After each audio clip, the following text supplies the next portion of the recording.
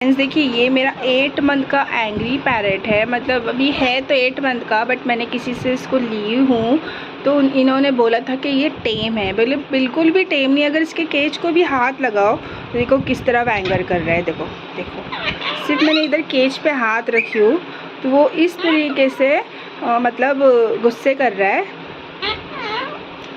अभी इसको एंग्री से नॉर्मल पैरेट या इसको हैंड टेम में कैसे बनाऊंगी ना, इसकी वीडियोस में बिल्कुल डालूंगी, क्योंकि बहुत ज़्यादा एंग्री है। ये देखिए कैसे गुस्से कर रहा है।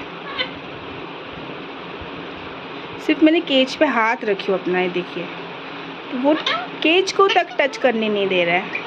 तो इसको अभी 8 मंथ का है, मतलब ये अच्छा खासा बड़ा है, यंग पैरेट है। तो इस यंग पैरेट को टेम करना बहुत ज़्यादा मुश्किल और बहुत ज़्यादा मुझे डिफ़िकल्ट होने वाला है।